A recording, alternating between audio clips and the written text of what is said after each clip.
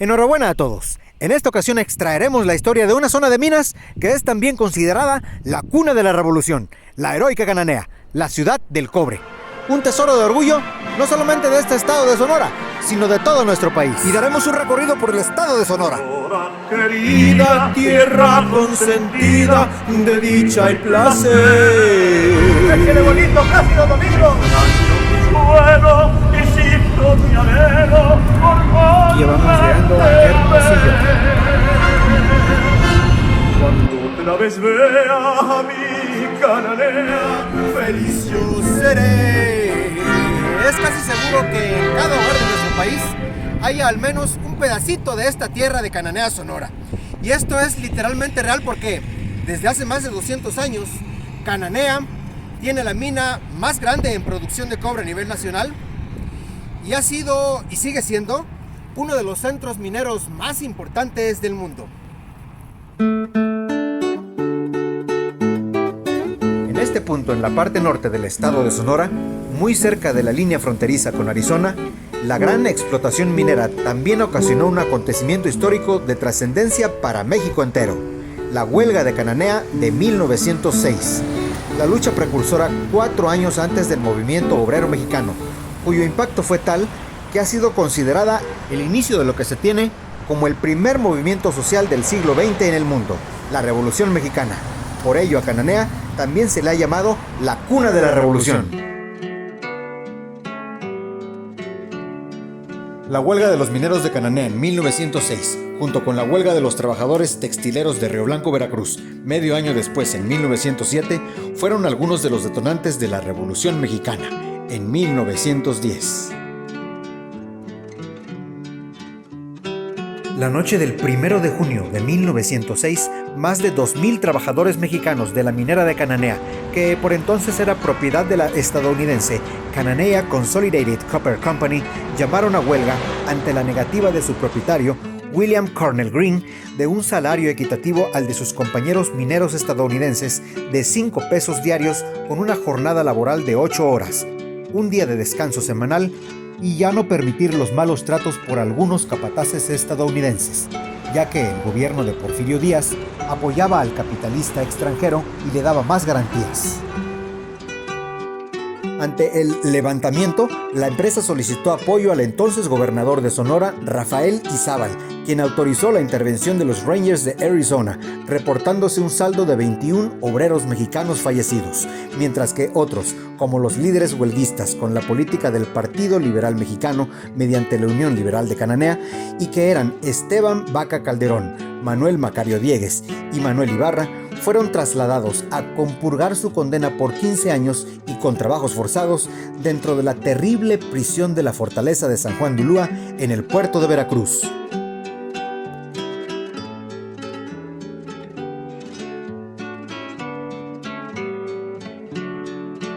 Aunque su pena finalizó en 1911 con el triunfo de la Revolución Mexicana y el derrocamiento del gobierno de Porfirio Díaz. El resto de los apresados estuvieron en la entonces cárcel de Cananea, cuyo edificio hoy en día nos guarda el acervo de esta historia. El Museo de la Lucha Obrera, antigua cárcel de Cananea, que funcionó así de 1903 a 1979, fue declarado en 1981 Monumento Histórico Nacional por el INAH. Actualmente, aquí también se conservan reliquias de inicios del siglo XX, cuando Cananea parecía más bien un pueblo country del viejo oeste estadounidense. Y por supuesto, también permanece la exposición museográfica de esta cuna de la Revolución Mexicana.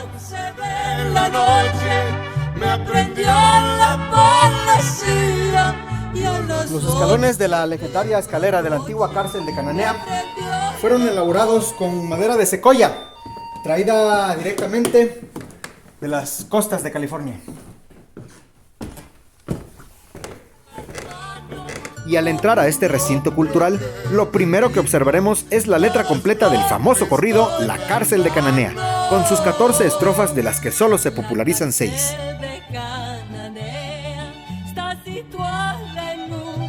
Se cuenta que se empezó a escuchar en 1917, y aunque sus notas hasta pudieron salir del país por la cantidad de intérpretes que lo grabaron, así como en un par de películas, su autoría era ignorada incluso hasta la segunda mitad del siglo pasado. Pero aquí ahora se tiene que el compositor fue un propio preso de esta cárcel llamado Francisco Romero Sortillón, o el Cucharón Romero, un ex sheriff nacido en Bisbee, Arizona, población a 1 hora de Cananea. Un martirio que evocaba esta cárcel es que todos los reos tenían que soportar el intenso frío de esta región, muy distinto al resto de Sonora. Incluso a una de sus celdas le llamaban la hielera. Esta antigua cárcel y un palacio municipal fueron ambos construidos con un financiamiento de 50,000 pesos que el estadounidense William Cornell Green dispuso mediante su compañía minera.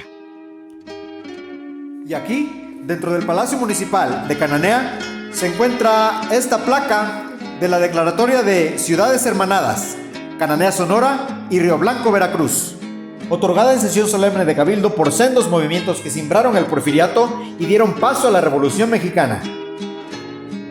Y aquí también podemos apreciar estos murales con escenas de la huelga de Cananea, así como alegorías sobre el estado de Sonora, elaborados por el pintor Roberto Cota Navarro, mismo quien diseñó el escudo de armas de Cananea. Algunos de los obreros mexicanos en la lucha durante la huelga afirmaron que William Green, al hacer uso de la palabra el cuarto día entre los disturbios, confesó que estaba listo para aumentar el sueldo, pero que el presidente Porfirio Díaz no lo permitía. Y es curioso que exactamente a 2 meses de haber zarpado Porfirio Díaz del puerto de Veracruz a su exilio en Francia, William Cornell Green en Cananea sube solo a su carruaje, cuyos caballos fueron cambiados por unos briosos sin control que estrellan el móvil, cayendo él al piso, lesiones que lo agravan en 5 días, perdiendo la vida. Luego de una gran despedida fúnebre en su casa, rodeado de un tumulto tanto de ricos y humildes, es trasladado a su sepultura en Los Ángeles, California, aunque en 1956 su hijo reubica sus restos al Panteón Municipal de Cananea, donde actualmente descansan junto a los de su esposa Mary Green.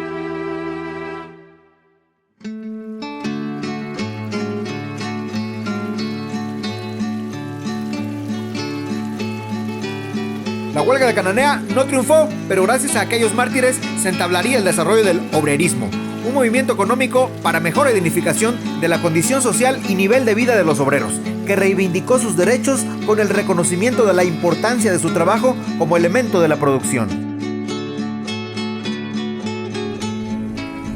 Y desde el punto de vista político, la huelga de Cananea constituye uno de los escollos más grandes que enfrenta el general Porfirio Díaz, que pone en evidencia las trampas políticas de su secretario de Gobernación, Ramón Corral, al tratar de disfrazar la severa participación de las fuerzas norteamericanas y la absoluta falta de perspicacia política del gobernador Rafael Izabal de tan triste memoria.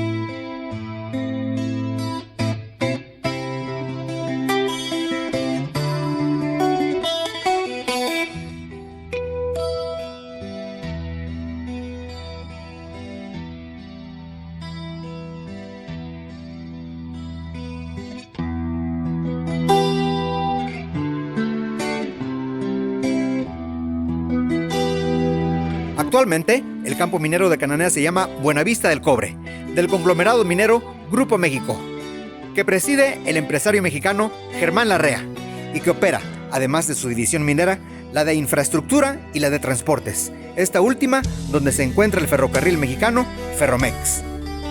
Cada año, cada empleado directo de Buenavista del Cobre recibe tan solo de utilidades alrededor de 500,000 pesos y algún año ha sido de casi el millón. Y sus instalaciones cuentan con los procesos de extracción más modernos del mundo y todo es mecanizado, o sea que ya nadie se mete en persona a picar piedra. Desde esta zona de cerros sobre la que se encuentra todo esto que es la mina Buenavista del Cobre, se extraen las rocas con minerales que allá mismo se trituran y por estas bandas transportadoras se traen a almacenar en grandes domos como este, desde donde se distribuyen al área de molienda que vemos aquí enfrente y hacia allá detrás de todos esos equipos y hacia allá abajo del cerro podemos observar la ciudad de Cananea. Bueno, y después de que la roca se ha pulverizado completamente, se agrega agua y la suspensión acuosa de piedra y minerales pulverizados se traen a esta área donde se dosifican los reactivos químicos, como vemos aquí abajo, para preparar la solución que será procesada en esta otra línea, donde mediante el fenómeno físico-químico de flotación se obtiene el producto terminado que se denomina concentrado.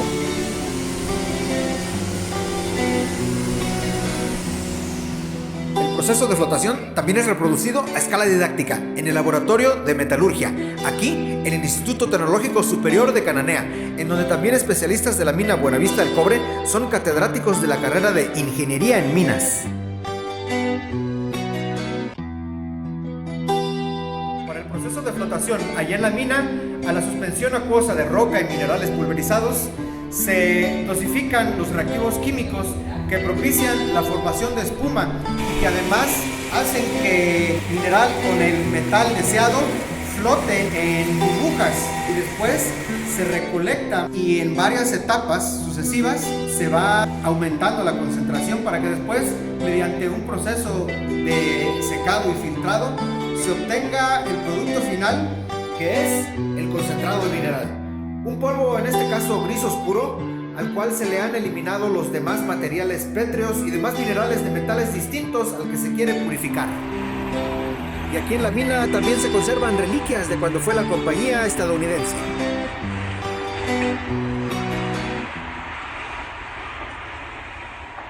La mina de Cananea seguirá siendo la mayor productora de cobre en México y la quinta a nivel mundial. Además, con la producción de zinc de esta misma mina, Sonora se coloca como el segundo productor nacional de este otro metal. Entre estas áreas de rocas rojizas de esta región al norte del estado de Sonora, los yacimientos metalíferos que se aprovechan en esta mina de Cananea se encuentran dentro de estas rocas de color gris que se denominan pórfido. La minería en Sonora ha ocupado también el primer lugar nacional en la producción de oro y es el único productor de molibdeno en el país, importante metal en la fabricación de aceros súper resistentes. También único productor de grafito amorfo y wollastonita, un mineral no metálico constituido por silicato de calcio y muy productivo en diversas industrias, además de los yacimientos más importantes de barita y uno de los mayores depósitos de litio en el mundo. Y aún también importantes cantidades de plata, hierro, manganeso, plomo, níquel, el metal antimonio y minerales con diversas combinaciones de elementos químicos. Solo 2 de las casi 50 minas en Sonora conforman el único productor de molibdeno en el país, y son esta mina de Cananea y la mina La Caridad, la más grande del país y que se encuentra aquí cerca en Nacozari, donde está el complejo metalúrgico de Nacozari, que procesa el concentrado para obtener el metal puro. La mina de Cananea Sonora cuenta con las segundas mayores reservas de cobre metálico en el mundo, solo detrás de la mina La Escondida, en Chile, ya que cuenta con un estimado de 27 millones de toneladas de cobre. Con las minas más grandes del país como Cananea y La Caridad, además de decenas de campos mineros diversos, Sonora es el corazón de la minería mexicana y parte importante en la economía del país, al ocupar el primer lugar entre los principales estados mineros productores. Y todo esto nos lleva a formularnos una pregunta elemental. ¿Por qué en Sonora hay tal cantidad y variedad de minerales?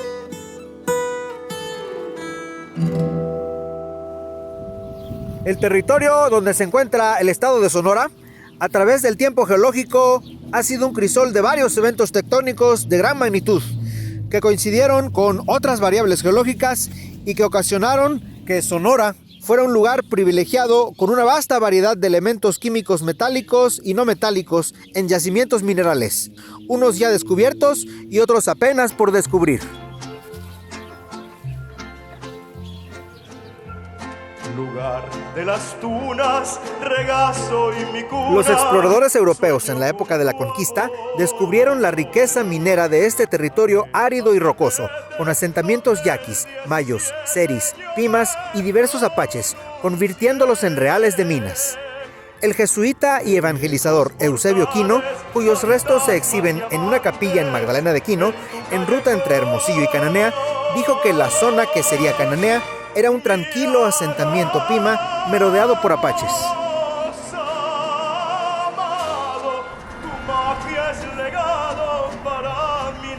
El gobernante expedicionario novohispano sonorense, Juan Bautista de Anza, combatiendo contra comanches y apaches, expandió los dominios de la Nueva España en estas tierras donde crecen unos icónicos cactus que no hay en ninguna otra parte del planeta. Los saguaros, un símbolo de toda esta región de uno de los desiertos más calurosos del mundo.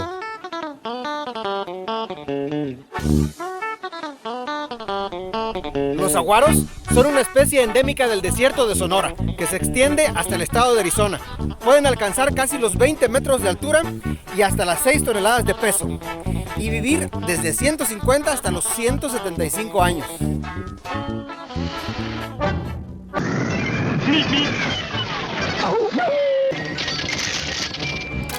En su longevidad, tienen un crecimiento muy lento, entre 2,5 y 4 centímetros al año en sus primeros 8 años de vida, y después como 1 metro cada cuarto de siglo. El saguaro simboliza la fortaleza del desierto ante las adversidades, y actualmente es ilegal cortarlos o dañarlos, y puede haber hasta 25 años de cárcel y miles de dólares en multas.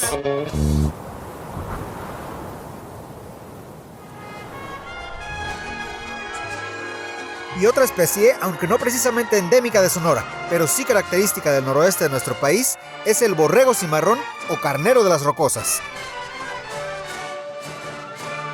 Otro de los símbolos de esta región de Occidente, hacia donde se pone el sol.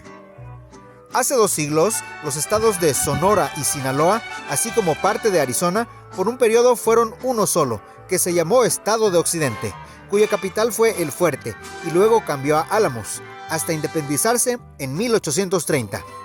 Y luego en 1854, el filibustero estadounidense William Walker, en su intento de invasión a Sonora, proclamó al estado como una república independiente y que junto con Baja California la nombró República de Sonora. Fue aquí en Sonora y particularmente en esta heroica ciudad y puerto de Guaymas donde se libró el conflicto bélico más grande en contra del filibusterismo en México, la Batalla de Guaymas, el 13 de julio de 1854. Una victoria nacional que evitó que se llevara a cabo dicha independencia de Sonora y Baja California y con ello impedir que la República Mexicana perdiera este territorio aún mayor, pues unos meses atrás había sido vendido a los Estados Unidos el territorio al norte de Sonora, conocido como La Mesilla, donde se encuentran poblaciones como Sierra Vista y Tucson, Arizona. Es por ello que esta ciudad y puerto ostenta el título de heroica. Oh, Guaymas hermoso, puerto delicioso, en donde encontré. Y caminando por aquí, en el malecón de Guaymas, podremos llegar a este obelisco en homenaje a la heroicidad en nuestra nación y destacando a los héroes de la defensa del puerto de Veracruz. La victoria de la batalla de Guaymas fue lograda por la propia población civil y el general José María Yáñez, mismo quien 16 años atrás también combatió contra los franceses en la Guerra de los Pasteles en el puerto de Veracruz, la primera invasión francesa en México, y fue a quien el emperador Maximiliano otorgó el título de Caballero de la Orden de Guadalupe por su desempeño en la integridad territorial mexicana. Los atacantes invasores que pretendieron tomar el territorio desde Guaymas era un grupo armado principalmente de franceses, procedentes de San Francisco, California, y una extinta colonia francesa en Cocóspera, Sonora, muy cerca de Cananea, comandados por el filibustero francés Gaston de Roussy-Boulbon, quien fue fusilado aquí mismo bajo el cargo de conspiración. Y alguien más quien luchó por la integridad de nuestra nación, como insurgente en la independencia, fue el militar jalisciense José María González Hermosillo, quien, comisionado a extender la insurrección a la actual región de Sonora y Sinaloa, es asesinado incluso antes de entrar en tierras sonorenses, pero es por quien la actual capital Hermosillo se nombra en su honor cuando fue elevada a la categoría de ciudad.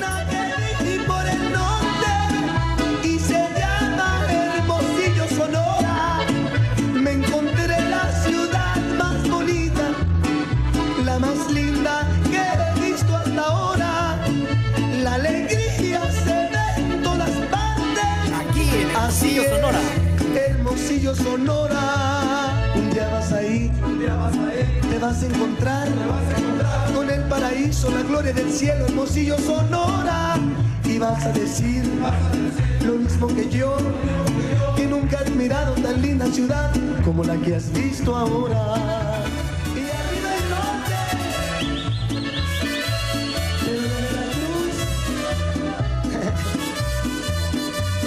en Veracruz también hay norte.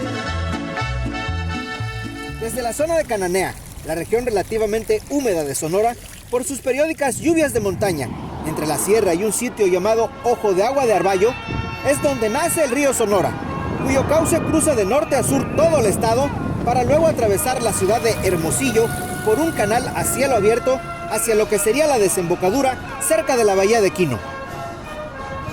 Ahora su agua no alcanza a llegar hasta aquí, pero cuando pasaba por este sitio de población, su caudal dividía lo que fue la villa del Pitic, lo que hoy es Hermosillo, y al otro lado del río, el antiguo pueblo de los Seris, la villa de Seris, lo que actualmente también quedó dentro de esta ciudad, capital de Sonora. Pitic significa donde se juntan dos ríos, en lenguaje pima, y se refiere a donde se unían los ríos Sonora y San Miguel, un lugar que actualmente se ubica en el centro de la presa Abelardo L. Rodríguez. Los Seris son la etnia nativa de la costa en esta zona, siendo su cuna sagrada la isla Tiburón, la más grande de México administrativamente en el municipio de Hermosillo. Ahora, en la actualidad, al haberse reubicado los habitantes Seris a la costa frente a la isla Tiburón, la villa de Seris ha sido designada en la categoría de Barrio Mágico.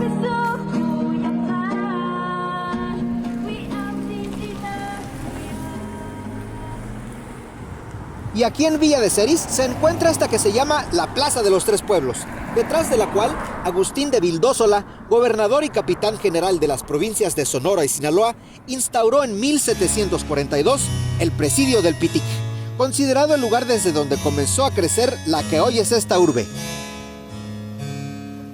Aquí también se observa la reconstrucción piedra por piedra de la fachada de la iglesia de San Francisco de Batuc, en memoria de los tres pueblos que fueron inundados por un proyecto a mediados del siglo XX. La capital del estado de Sonora, también conocida como la Ciudad del Sol, se encuentra desarrollada en los alrededores del Cerro de la Campana, el cerro que incluso figura en el escudo de armas de esta ciudad. Y en las faldas del Cerro de la Campana está lo que fue la antigua Penitenciaría General del Estado de Sonora y que en 1985 se reinauguró como sede estatal del Instituto Nacional de Antropología e Historia y Museo Regional de Sonora. Su construcción fue proyectada por el ingeniero francés Arthur Francis Rodnowski, quien había participado en las obras de modernización del puerto de Veracruz unos años atrás. La penitenciaría fue inaugurada en cumpleaños de Porfirio Díaz en 1908. La antigua penitenciaría en Hermosillo, hoy Museo Regional de Sonora, fue construida a finales del siglo XIX con rocas extraídas del Cerro de la Campana y donde se encuentran expuestas rocas de hace 300 millones de años, en particular la fonolita, una rara roca ígnea que emite un sonido metálico al golpearla, similar al de alguna campana. Las fonolitas tienen textura porfírica, al igual que las rocas en las que están las vetas de la mayoría de los minerales metálicos que se extraen en Sonora. El Cerro de la Campana fue llamado así por su composición, constituida por la roca llamada fonolita. Fonolita es una palabra compuesta del griego fono, que significa sonoro, y lito, que significa piedra. Piedra Sonora.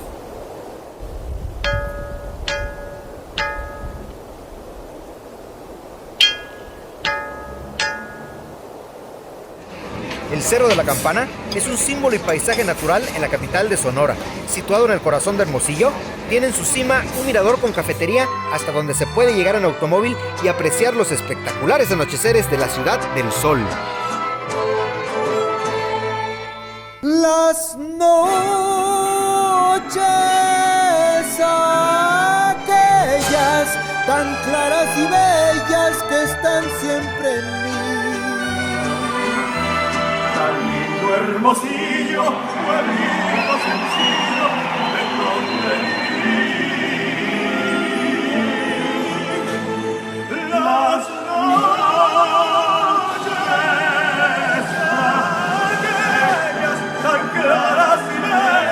Las noches tan claras, producto del clima desértico de Sonora, aunado a la altitud en la zona de Cananea, determinaron que el Instituto Nacional de Astrofísica, Óptica y Electrónica, el INAOE, instalara en el cerro más alto cercano a la ciudad del Cobre el Observatorio Astrofísico Guillermo Haro, el más grande que jamás se había hecho en Latinoamérica.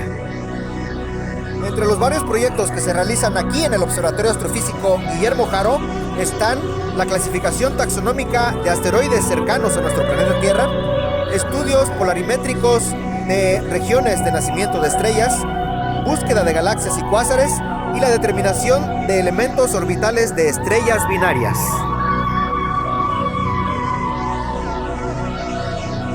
Y desde aquí arriba podemos observar aquella montaña puntiaguda que ya se encuentra al otro lado de la frontera con Estados Unidos, y es el Mount Hopkins, donde se ubica otro observatorio astronómico que es el Multimirror Telescope en el estado de Arizona. Y un poco más allá, también en aquella dirección, con binoculares podríamos distinguir el domo del observatorio Kitt Peak, también en Arizona, y uno de los más importantes del mundo.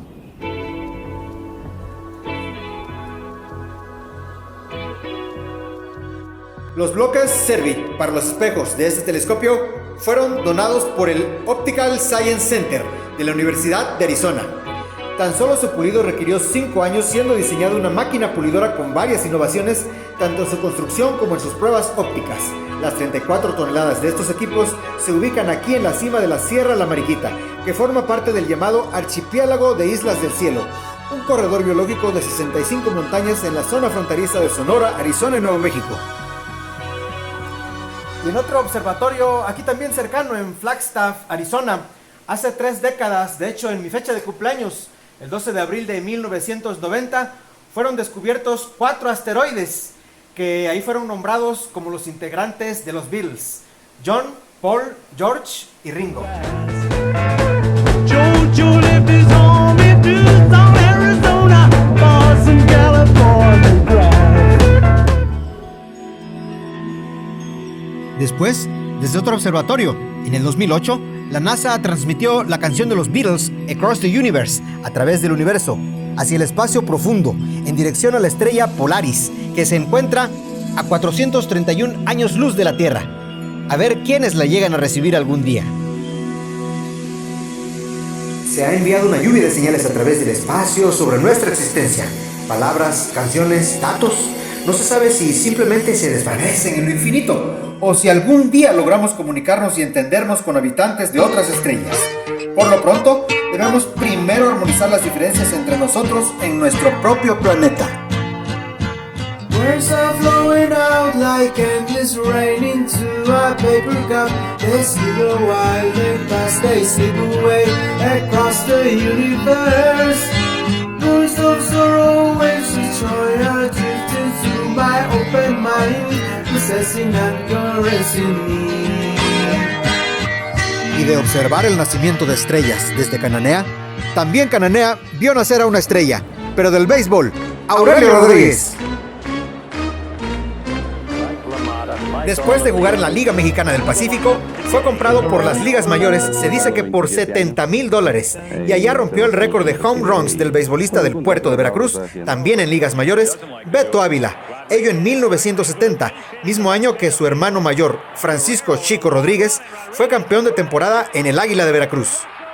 El beisbolista cananense tuvo en solitario la cifra más alta de mexicanos de temporadas jugadas, hasta 1997, cuando le empató el también sonorense Fernando el Toro Valenzuela. Y aquí se erige, con el cananense Brillo del Cobre, el monumento a este hijo pródigo de la ciudad del cobre, en donde se evoca otro deporte, un deporte que tuvo su introducción en nuestro país gracias a los mineros estadounidenses que poseían esta mina, y es el boliche. Y aquí, a escasos metros de la entrada de la mina Buenavista del Cobre, se conserva este edificio totalmente funcional del primer boliche en la República Mexicana. La fachada ha tenido algunas remodelaciones desde su origen, pero al ingresar se siente como si el tiempo se hubiese detenido desde principios del siglo XX. Fue inaugurado en 1905 como un exclusivo club social y de esparcimiento para que los mineros estadounidenses se pudieran sentir un rato como en su país. El boliche se incluyó en 1935, siendo el primero en nuestro país y se ha conservado original. Incluso los pinos son reincorporados manualmente y el piso de duela cumplirá íntegro un siglo.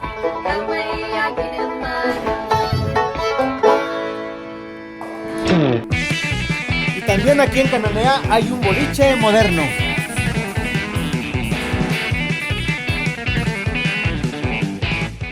Otra influencia que gracias a los mineros estadounidenses se adoptó aquí fue el estilo de sus casas, comenzando a destacar esta icónica mansión de Cananea de principios del siglo XX y que hoy en día funge de hospedaje para los científicos que llegan al Observatorio Astrofísico de Cananea.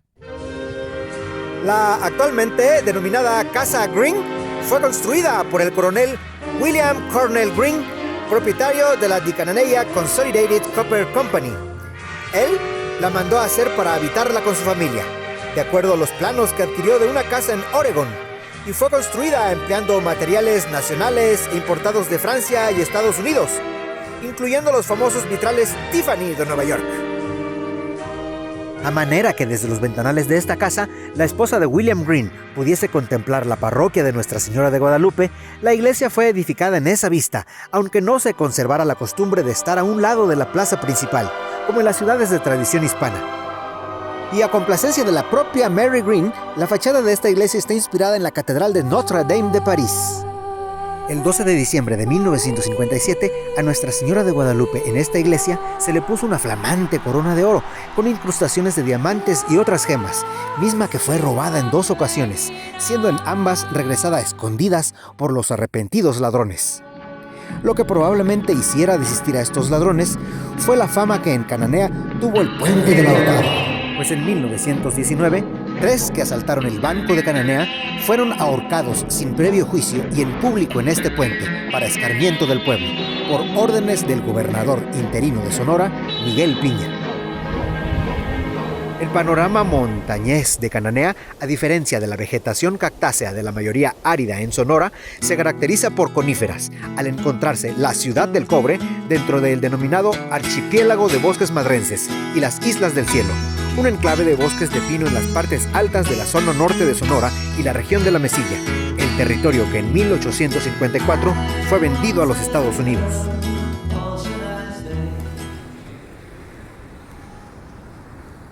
La imagen urbana de Cananea tiene una evidente influencia estadounidense de la época del Old West. Y la mayoría de sus viviendas tienen techos de 2 aguas, debido a que de la noche a la mañana, tras algún día soleado, al caer la noche cuando entra el frío, todo Cananea se llena de nieve. Con lo que podemos darnos cuenta de la amplia gama de temperaturas que se tiene en Sonora.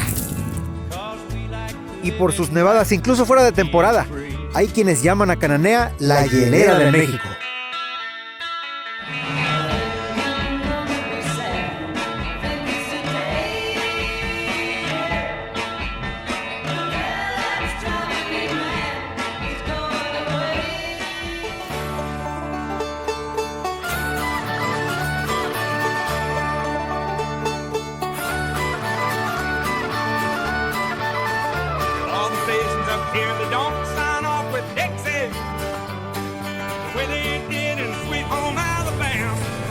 Y de entre los antojitos típicos de esta región del país está algo que allá en Veracruz solo escucharemos en las caricaturas o en las películas que muestren algo de Tex-Mex, que es la chimichanga.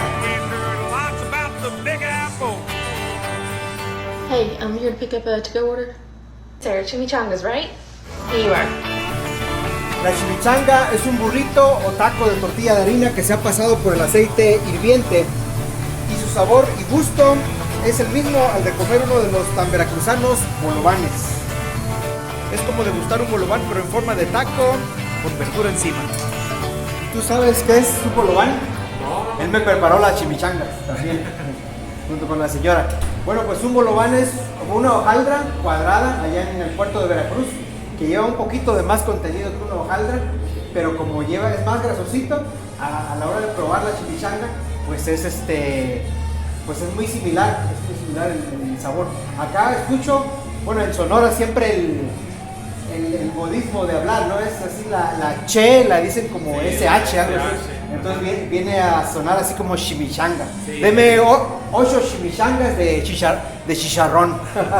Sí, así la chimichanga, la famosa chimichanga. Así También es. la chimichanga de machaca. No, hombre, buenísima para que la pruebe ahí. Hay varias versiones del origen de la chimichanga. La más antigua es de principios del siglo XX, cuando los inmigrantes chinos en Sonora hacían su llamado chuncún o rollito primavera, pero con la tortilla de harina sonorense. En otras versiones, un par de lugares de comida en Arizona se adjudican la invención. Y a un poquito más de media hora se encuentra la frontera con Estados Unidos, y en donde también ha terminado la zona de clima frío en la que se encuentra Cananea. Y esta es la garita de acceso en la línea fronteriza entre Agua Prieta, Sonora, y la ciudad de Douglas, Arizona. Cuando este pueblo minero del norte lejano del país fue afincado por Green, Cananea se hizo una ciudad al estilo gringo, con sus calles anchas, su parroquia con aparente arquitectura protestante, su saloon y diferente a la conformación tradicional de una ciudad mexicana. Éramos gringos y no lo sabíamos. Era como una extensión del lejano oeste. Y desde esta zona serrana y hasta fría en el extremo norte de Sonora, atravesamos de un salto todo el estado en línea recta hasta topar con la línea costera sonorense, en la cálida bahía del municipio de la capital del estado.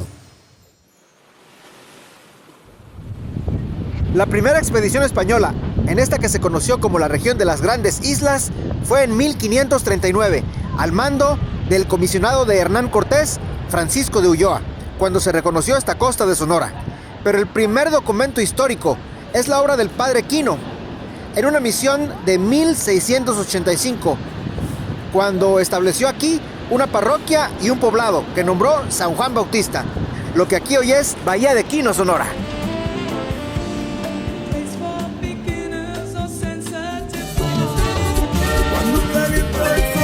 Las mareas de este Golfo de California se encuentran entre las mayores del planeta, pues se han llegado a medir fluctuaciones de hasta 9 metros en su extremo norte. Esto debido a que su fondo es uno de los más abruptos del mundo, con abismos que pueden superar hasta los 3 kilómetros de profundidad. Con esto recordamos que a lo largo de este golfo corre la falla de San Andrés, cuya tectónica hace que cada año este mar sea 4 centímetros más ancho, y desde el registro que hicieron aquellos españoles en 1539, la península de Baja California se ha separado de Sonora 24 metros. El nombre de Mar de Cortés le fue puesto por Francisco de Ulloa en 1539, quien creía que este golfo conducía al mítico estrecho de Anián, un canal que según interconectaba al Pacífico con el Atlántico. En la línea costanera de Sonora se conforma el paisaje del punto donde se juntan el mar y el desierto.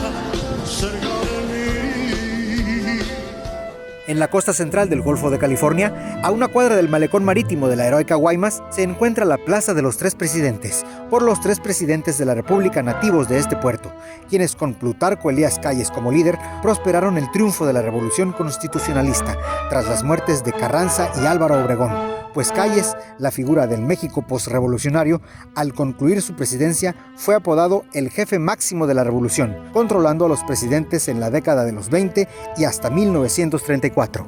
Y también en este puerto sonorense nació Ignacio de la Torre, quien fue gobernador de Veracruz y general militar tanto en la batalla de Puebla como aquí en la batalla de Guaymas.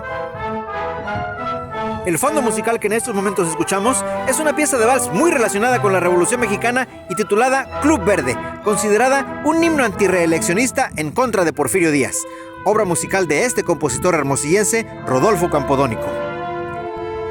El título Club Verde alude al Club García Morales, cuyos integrantes vestían de verde para oponerse al Partido Rojo en Sonora en 1901. Así que las autoridades porfiristas dictaron que tocarlo, bailarlo o hasta tararearlo podía ser motivo de encarcelamiento. Y escuchando esta melodía, nos trasladamos por todo el litoral hasta el sur de Sonora, casi en colindancia con Sinaloa, en la región del Mayo, donde se encuentra Guatabampo, también llamada Tierra de Generales, el lugar que es la tierra del Manco de Celaya, el ilustre e invicto general Álvaro Obregón. quien aunque su nacimiento fue en una hacienda en Navojoa, él se creó como guatabampense. Incluso es aquí donde se le dio sepultura luego de su asesinato en la Ciudad de México en 1928. El sobrenombre de El Manco de Celaya es porque en el episodio revolucionario conocido como la Batalla de Celaya, aunque específicamente en el enfrentamiento de León, Guanajuato, una bomba le arrancó el brazo derecho.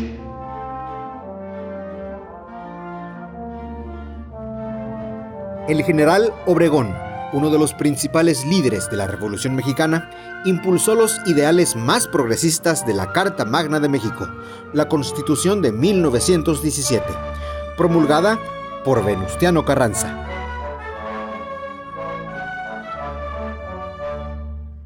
El general Álvaro Obregón, con su ejército, fue quien apoyó al primer jefe constitucionalista, Venustiano Carranza, a trasladar los archivos oficiales al edificio de Faros en el puerto de Veracruz, ocupando este edificio como Palacio Nacional y convirtiendo a la ciudad de Veracruz por 10 meses en la capital de la República por segunda vez en la historia. En este periodo y en la misma ciudad de Veracruz, con un grupo de sonorenses yaquis liderados por Obregón, se forma el 20º Batallón de Sonora del Ejército Constitucionalista, una unidad clave en la Revolución Mexicana.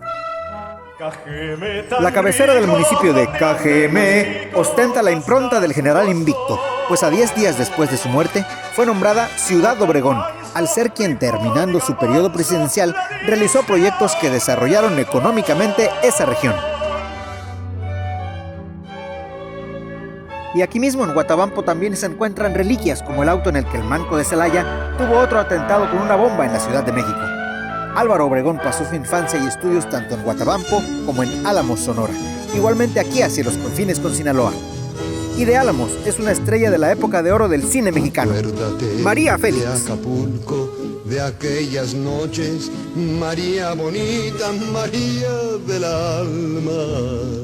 Álamos, que fue la primera localidad en Sonora en obtener la denominación de Pueblo Mágico, tuvo su origen como una vía minera al descubrirse un yacimiento de plata en el siglo XVII y llegó a ser la capital del estado de Occidente, lo que estaba conformado por lo que hoy son Sinaloa, Sonora y parte de Arizona. Pero tú podrías haber nacido en cualquier parte. No te equivocas. Yo he de haber nacido en Sonora, en mi tierra de Álamos, con mis montañas, con mi aire. Ahí yo creo que nace la belleza. Y también en esta parte del estado cercana a Sinaloa, aquí en Jitonueca, Sonora, la casa donde fue originario un exponente de la música regional mexicana, Valentín Elizalde. Gente de Sonora, Sonora querida, tierra consentida de dicha y placer. Extraño tu cielo, ese fronte anhelo por volverte a ver. La música regional en Sonora es la banda estilo sinaloense, concebida con la influencia de polcas, valses, corridos y bandas militares revolucionarias. El complemento folclórico de la personalidad sustancial de Sonora, que son los vaqueros. Aunque el sonorense moderno se dedique a diversos ámbitos, la indumentaria y el folclor vaquero permanecen en su tradición. Las camisas de cuadros se volvieron habituales para los vaqueros cuando se confeccionaban con aquellas antiguas telas originales que entrecruzaban tejidos resistentes y funcionales para el trabajo en los ranchos y rodeos. Yo llegué a Sonora y en Cananea me quedé, buscando por el oro y la plata. Esta esencia de Sonora se formuló cuando la ganadería fue creciendo con el desarrollo económico, por la extracción de los tesoros de esta tierra, cuando luego también concurrimos con los estadounidenses del lejano oeste con estas labores en común, como en las minas de Cananea, emprendimientos que previamente, desde el siglo XVIII, se empezaron a desarrollar con la apertura de rutas comerciales en estos territorios que habían sido lejanos, inhóspitos y casi desconocidos en los primeros mapas de la época virreinal. Hasta que con las exploraciones del expedicionario sonorense de antepasados vascos y gobernador de la provincia de Santa Fe de Nuevo México, Juan Bautista de Anza, se demostró una resolutiva ruta terrestre entre la Nueva España y la Alta California, lo que hasta entonces dependía de una complicada vuelta por mar, extendiéndose así los dominios de la Nueva España y asegurando su posición frente a la amenaza de otras potencias como Rusia e Inglaterra, quienes querían invadirnos pasando a través de Sonora o quitarnos lo que sería este estado, el que ya en el México independiente dio el protagonismo clave en la Revolución Mexicana. Si bien abarcar lo que sería Sonora tuvo un impacto positivo al pueblo hispano-mexicano, para las etnias nativas implicó una invasión contra su cultura y costumbres en sus territorios ancestrales. Una de las 8 distintas etnias en Sonora son los yaquis. La actual población yaqui está asentada en un territorio ancestral transfronterizo con unos 32,000 habitantes, de los cuales una cuarta parte se encuentra en una reserva en Tucson, Arizona, en donde están reconocidos por el gobierno estadounidense en comunidades como la Pascua Yaqui Tribe.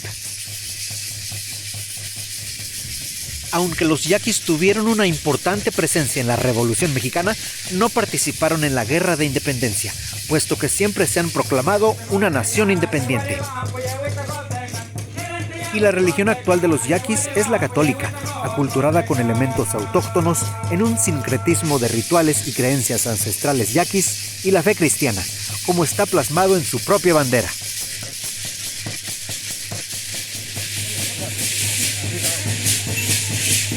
¿Qué significa la palabra yaqui? Personas que hablan fuerte. ¿Cómo? ¡Personas que hablan fuerte! Como uno de los reconocimientos a la deuda histórica con estos pueblos originarios, que internamente se denominan naciones, algo muy singular que encontramos aquí en Sonora son algunos vehículos portando placas como esta, pues tanto la etnia yaqui como la etnia mayo, respectivamente, cuentan con un permiso especial para circular aquí en Sonora, con estas placas que los identifican, en lugar de mostrar las placas del estado. Y así, en este estado del norte lejano mexicano, en donde en ningún sitio hallaremos palmeras de coco, desde los fríos pinales hasta los abrasadores aguarales, esta es la tierra de convivencia de vaqueros y mineros, en la tierra idolatrada de latentes, prevalentes, ancestros del desierto.